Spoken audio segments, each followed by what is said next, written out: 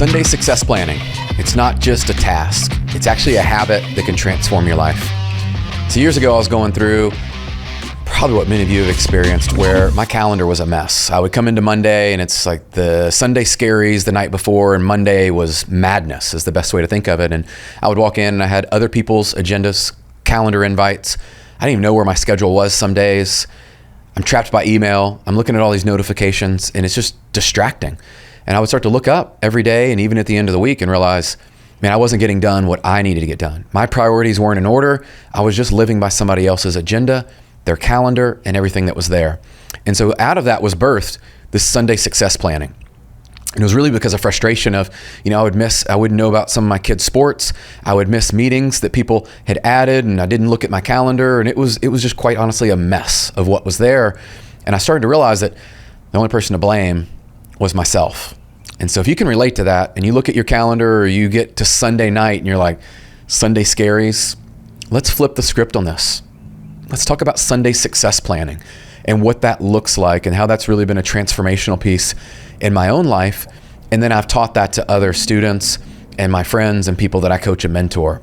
So here's really the breakdown of it. In its simplest form is on Sunday, you want to allocate 30 minutes and go through your schedule for the week. See, the beauty of this is now we're proactively looking at what's gotten on our calendar, what maybe shouldn't be on that calendar, and then what should be added to the calendar. Now, the trick to this, as I started to learn, is I started to do it and I realized, okay, it's working, but it was still a little bit off. I realized that I was starting to schedule it in the backwards order, meaning my priorities were out of alignment.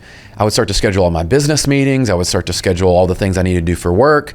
I would think about all the things that need to get done, right, for the team.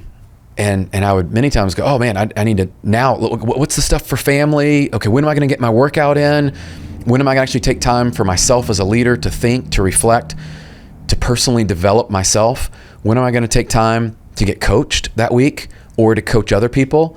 And so I started to flip that over and reframe the whole thing of, if family is the most important thing, and we say that's our priority, shouldn't we schedule our family activities, date nights, kids' sports events, piano recital we had last week for our youngest? Schedule those things first. Get them in there. Those are the ones that matter the most, that are going to matter years from now. And then move into, for me, it was health and fitness. It was, do I have my workouts scheduled every day?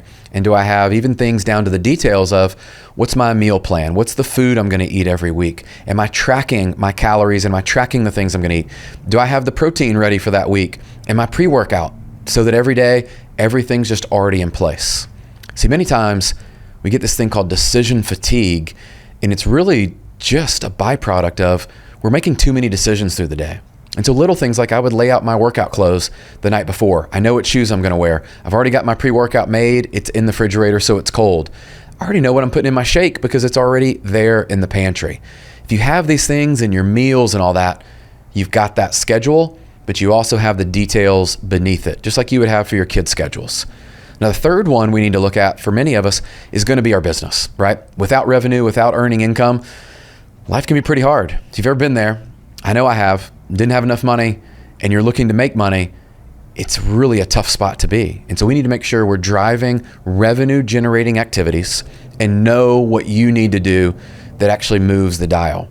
And so this is where many of us, we get a little bit off because we can start to schedule things that feel good, that are busy, but are they getting you the results you want? A great one right now, biggest distraction I see in my own life and others is the scroll on social media. And we might try to justify it and say, well, yeah, I'm on social and I'm prospecting, or, I'm responding to people, I'm engaging in content. What I found doing this engagement strategy, my top 25, took the top 25 people that I wanted to get closer to, I wanted to build relationships with. And literally within a matter of 30 minutes, I could go onto social, post my stuff, comment and engage on those 25 people. And many of the times I would just take my phone and do a voice to text and comment on their post. So it was my voice. It was faster than me typing because I have a lot of typos that are there. And I could get on social, accomplish the tasks, get off social, and go back to the real world work that really needs to happen. And that's where the conversations go. So if you're recruiting, you're doing business development, you're calling your clients in your database, whatever your sales process and what you're doing looks like, you need outreach. That could be through phone calls, that could be through text messages, that could be through direct messaging people, but you need to have that prospecting set up and have a goal every day. My coach talks about points of contact, so POCs. Do you have a goal? Is it 5? Is it 10? How many conversations did you have versus just reaching out to people? You see, if I reached out to 10, but I only talked to 2, did I hit my goal? Probably not at the end of the week.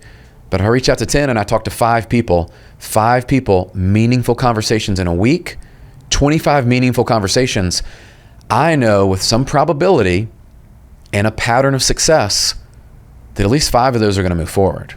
Maybe more if I do a really good job and things happen that I believe I've got some momentum or there's opportunities. But think about that for you and actually track those results. That's going to matter. Now, the fourth bucket, man, this is a big one.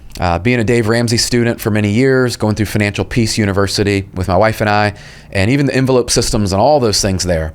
This fourth bucket needs to be review your financial situation, your budget, any bills coming up, any credit cards you need to pay off, any student loans you're working on, any auto loans you're trying to pay off. Are you paying extra on your mortgage to accelerate that whole amortization there? You need to make sure you have a financial plan and look at the week. Look at the income that's coming in, much like a business would do. Look at your expenses. A lot of people overlook that at the end of the month. They're going, man, where'd all the money go?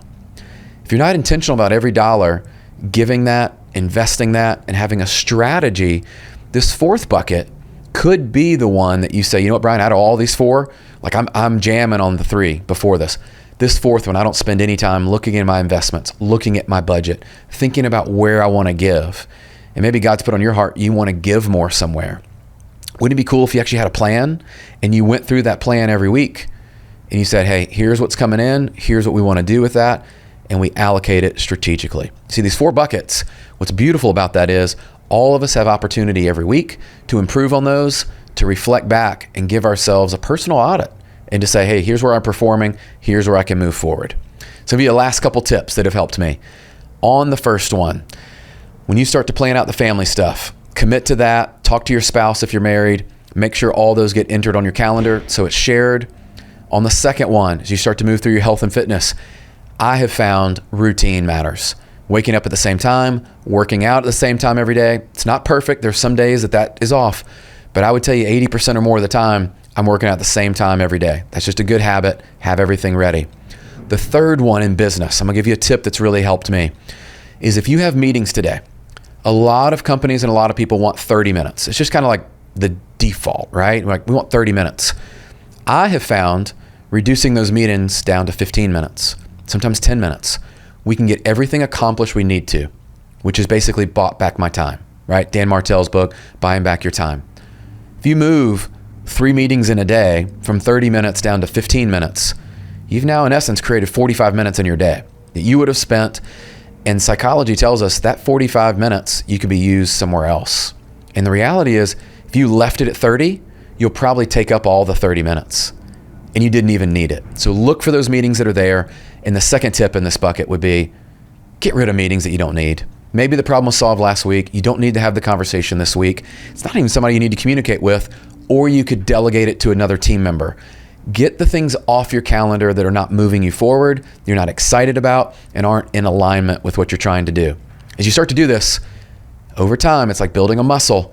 You're going to start to develop these habits, and people might think you're a little weird, a little strange, but I'm telling you, this is what the uncommon people do. The elite people take control of their calendar, take control of their schedule, and they do what they have to do because they know that's what's going to get the results they want. And then you'll have time to do all the things that you want to do on the side. So hope this has been helpful for you. If this has resonated, one of those buckets stood out to you or something you want to know more about, just drop me a DM.